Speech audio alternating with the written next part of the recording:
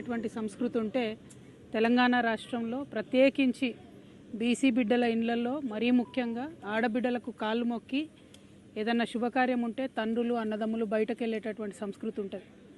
బోనం ఎత్తుకున్నటువంటి ఆడబిడ్డను ఆల్మోస్ట్ అమ్మవారిని చూసినట్టు చూసేటటువంటి ఒక పవిత్రమైన సంస్కృతి మన తెలంగాణ రాష్ట్రంలో ఉంటుంది. ఇప్పుడిప్పుడే తెలంగాణలో భారతదేశం మొత్తంలో మహిళలు రాజకీయంలో ముందడుగేస్తూ సమస్యలపైన మాట్లాడుతున్నటువంటి సందర్భాన్ని మనం గమనిస్తున్నాం. మహిళలు రాజకీయాల్లోకి వచ్చినటువంటి వారిని చాలా పరుషమైనటువంటి పదజాలంతో ఒక బాధ్యతాయుత పదవిలో ఉన్నటువంటి వ్యక్తులు విమర్శ చేస్తే మరి వాళ్ళు వచ్చేవాళ్ళు కూడా రాకుండా వెనక్కి తగ్గేటటువంటి పరిస్థితి ఉంటుంది. నా ఒక్కదాన్ని ఈరోజు ఎమ్మెల్సీ నవీన్ గారు, చింతపండు నవీన్ అలియాస్ తీన్మార్ మల్లన్న గారు ఎంత దారుణంగా మాట్లాడినరో తెలంగాణ ప్రజలందరూ చూసిండ్రు. అసలు మేము ఆడబిడ్డలు అట్లాంటి మాటలు కనీసం మా నోటితో కూడా ఉచ్చరించేటటువంటి పరిస్థితి కూడా ఉండదు. సిగ్గు అనిపిస్తుంది, నిజంగా బాధ అనిపిస్తుంది. ఎందుకు రావద్దా? ఆడపిల్లలు బయటికి రావద్దా? రాజకీయాల్లో ఉండొద్దా? చెయ్యొద్దా రాజకీయం? ఏం మాటలు ఇవి? అంశం మీద మాట్లాడాలనుకుంటే, ఇష్యూ మీద మాట్లాడాలనుకుంటే ఇష్యూ బేస్డ్ మీద మాట్లాడండి. దాదాపు 1.5 year నుండి తెలంగాణ జాగృతి నుండి బీసీ అంశాల్లో మేము అగ్రభాగాన నిలబడి పోరాటం చేస్తున్నాం.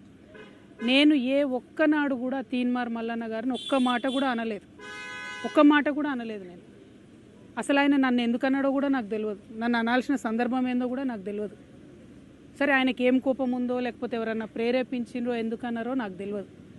తీన్మార్ మల్లన్న గారిని మాత్రం నేను ఒకటి రిక్వెస్ట్ చేస్తూ ఉన్నా. మీరు బీసీ బిడ్డ కాబట్టి ఏది పడితే అది మాట్లాడితే చెల్లిపోతుందంటే కరెక్ట్ కాదు. గుర్తుపెట్టుకోండి మల్లన్న గారు, తెలంగాణ ప్రజలు ఎక్కువ కాలం పరుష పదజాలాన్ని సహించరు. మీరు ఎటు పడితే అటు మాట్లాడితే చూసుకుంటే ఎవరు ఊరుకోరు. మీరు మాట్లాడిన దానికి డెఫినెట్గా ఆవేశం వచ్చి మా కార్యకర్తలు, మా నాయకులు ప్రజాస్వామ్యబద్ధంగా ప్రొటెస్ట్ చేయడానికి వచ్చారు. అయితే మీరు కాల్పులు జరుపుతారా? సామాన్య ప్రజల మీద కాల్పులు జరిపేంత అంత క్రూరత్వం ఎందుకు? ఏంది ఇది? ఏం వైఖరి ఇది? ఏం వైపరీత్యం ఇది? ఎందుకోసం చేస్తున్నారు ఇట్లా మీరు? అంటే ఒక ఆడబిడ్డను ఎంత మాట పడితే అంత మాట అనేసి ఇది తెలంగాణ పదజాలం గిట్లనే ఉంటుంది గట్లనే ఉంటుంది అని అంటే ఇది మీ టీవీ కాదు, మీరు మేకప్ వేసుకొని వేసే డ్రామా కాదు. ఇది రాజకీయము, ఇది ప్రజాస్వామ్యము. ఇందులో అనేక మంది ప్రజల యొక్క జీవితాలు ముడిపడి ఉన్నాయి. అరే, తెలంగాణ జాగృతి ఎన్నో కార్యక్రమాలు చేసింది. అందులో బీసీ ఉద్యమం ఒక భాగం మాత్రమే. ఇంకా చాలా కార్యక్రమాలు చేస్తాం, ఇంకా బలంగా పోరాటం చేస్తాం. ఎందుకోసం మీకు ఇంత దుగ్ధ? ఎందుకోసం? ఒక ఆడబిడ్డ రోడ్డు మీద నిలబడి ప్రశ్నిస్తే తట్టుకోలేకపోతున్నారా? నాలాంటి వాళ్ళను కోట్లాది మందిని తయారు చేస్తా ఏమనుకుంటున్నారో మీరు? మేము అనుకుంటే, ఆడబిడ్డలు అనుకుంటే కనీసం ఇంట్లోకి వెళ్ళి బయటకు వెళ్ళలేరు. మీరు ఆలోచన చేసుకోవాలి మల్లన్న గారు. ఎవరి కోసం మాట్లాడుతున్నారు మీరు? నేను ఇవాళ రాష్ట్ర ముఖ్యమంత్రి గారిని కూడా అడుగుతున్నా. ఈ మల్లన్న గారు నిన్న మధ్యాహ్నం ఈ టైంకి ఈ మాట మాట్లాడితే ఇంతవరకు నేను ముఖ్యమంత్రి గారికి ఒక సహచర ఎమ్మెల్సీని ఇంతవరకు కనీసం ముఖ్యమంత్రి గారు మాట్లాడలే. ఆ రోజు వారి కుటుంబ సభ్యుల మీద మాట్లాడితే 2 ఆడపిల్లల్ని, యూట్యూబర్స్ని, జూనియర్ జర్నలిస్టులని పట్టుకపోయి మీరు జైల్లో పెడతారా? ముఖ్యమంత్రి గారు, నేను మిమ్మల్ని డిమాండ్ చేస్తూ ఉన్నా, మీరు తక్షణమే మల్లన్న గారిని అరెస్ట్ చేయకపోతే మల్లన్న గారితో ఈ మాటలు మాట్లాడించింది మీరే అని కూడా తెలంగాణ ఆడబిడ్డలు అందరూ అనుకునేటటువంటి పరిస్థితి వస్తుంది. మీ కుటుంబానికి ఒక న్యాయం, తెలంగాణ ఆడబిడ్డలందరికీ ఇంకో న్యాయం ఉంటుందా? ఎంత ఆవేదనగా మాట్లాడినారు ఆ రోజు అసెంబ్లీలో ముఖ్యమంత్రి గారు. మా ఆడబిడ్డలు అంటారా, మా కుటుంబాన్ని అంటారా అని. ఇవాళ నేను తెలంగాణ ఆడబిడ్డను కాదా? తెలంగాణ ఉద్యమంలో పనిచేయలేదా? తెలంగాణ బీసీల కోసం పనిచేస్తలేనా? తెలంగాణ అసెంబ్లీలో అంబేద్కర్ బొమ్మ పెట్టాలని దీక్ష చేయలేదా? ఎన్ని పనులు చేసినాం, ఎన్ని విషయాల్లో కొట్లాడినాం, ఎన్ని అంశాల్లో మాట్లాడినాం. ఇంకా మాట్లాడతాం. మాకు అవకాశం ఇస్తే ఆడబిడ్డలకి ఇంకా మాట్లాడతాం. ముఖ్యమంత్రి గారు నేను డిమాండ్ చేస్తూ ఉన్నా, ఎట్టి పరిస్థితుల్లో వెంటనే తీన్మార్ మల్లన్న గారిని అరెస్ట్ చేయాలి. మేము రేపు ఉమెన్స్ కమిషన్ కూడా వెళ్తాం, నేషనల్ ఉమెన్స్ కమిషన్ కూడా వెళ్తాం. ఇవాళ చైర్మన్ గారికి ఇచ్చిన రిప్రజెంటేషన్లో కూడా నేను అదే చెప్పిన. హౌస్ సెషన్లో లేదు కాబట్టి ప్రివిలేజ్ మోషన్ నేను మూవ్ చేయలేను, కాబట్టి ఎథిక్స్ కమిటీకి మీరు రిఫర్ చేయండి. అట్లానే చైర్మన్ గారికి డిస్క్రిషనరీ పవర్స్ ఉంటాయి, అంటే చాలా అసాధారణమైనటువంటి పవర్స్ ఉంటాయి. ఆ అసాధారణమైనటువంటి పవర్స్ యూజ్ చేసి తీన్మార్ మల్లన్న గారిని వెంటనే ఎమ్మెల్సీ నుండి సస్పెండ్ చేయమని కూడా నేను డిమాండ్ చేస్తూ ఉన్నాను. ఎందుకంటే ఒక బాధ్యతాయుతమైనటువంటి పదవిలో ఉన్న వ్యక్తులు నోరు చూసుకొని మాట్లాడాలి. మనని లక్షలాది మంది ప్రజలు గమనిస్తుంటారు.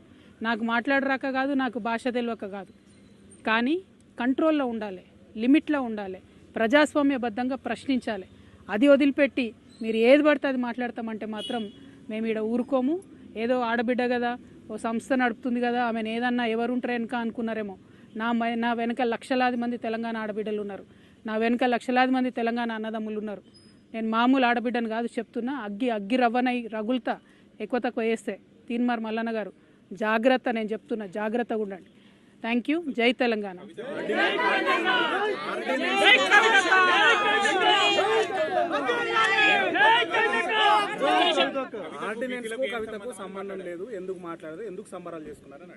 నేనేమంటున్నా తీన్మార్ మల్లన్న గారు బీసీ ఉద్యమానికి సంబంధించి నన్నెందుకు ప్రశ్నిస్తున్నారు? అసలు నేను ఇచ్చేదాన్న ఆర్డినెన్స్ తెచ్చేదాన్ని.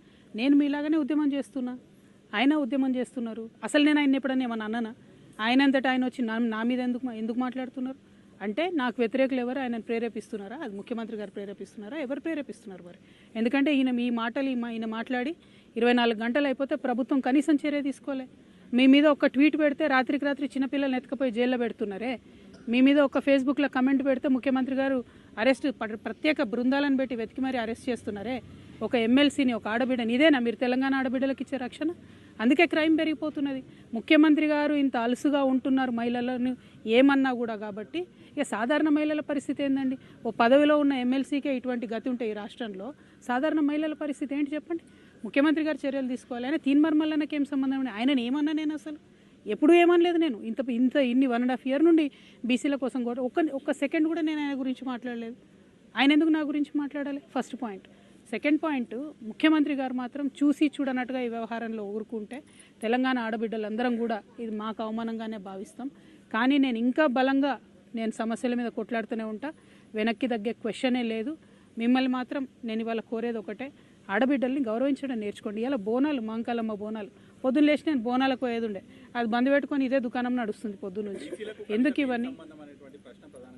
నేను ఒకటేనండి, ప్రజా సమస్యలు ఎవరన్నా మాట్లాడవచ్చు, ఎవరన్నా ప్రజా సమస్యలు మాట్లాడవచ్చు. తెలంగాణ జాగృతి అనేక ఉద్యమాలు చేసింది, అందులో బీసీ ఉద్యమం ఒకటి. మా సంస్థకున్న నిబద్ధత ఏంటంటే మేము ఏదైనా అంశం ఎత్తుకుంటే అది సాల్వ్ అయ్యేదాకా దించం.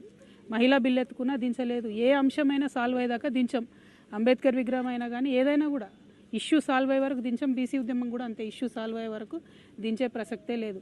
అటువంటి కమిట్మెంట్, అటువంటి నిబద్ధత ఉన్న సంస్థ కాబట్టి మా మీద రాళ్ళు పడతాయి, కరెక్టే. కాకపోతే ఈయన వ్యక్తిగతంగా ఎందుకు అనాలి నన్ను అని దానికి తెలంగాణ పడికట్టాను కవరింగ్ ఇచ్చుకుంటే, చూస్తూ ఊరుకుంటే, చూస్తూ వదిలేస్తే ఈ జాడ్యం పెరిగిపోతుంది, తెలంగాణ అంతా వ్యాపిస్తుంది. కాబట్టి దయచేసి ప్రజాస్వామ్యవాదులందరూ కూడా ఆడబిడ్డల పక్షాన్ని నిలబడాలని కోరుతున్నాను.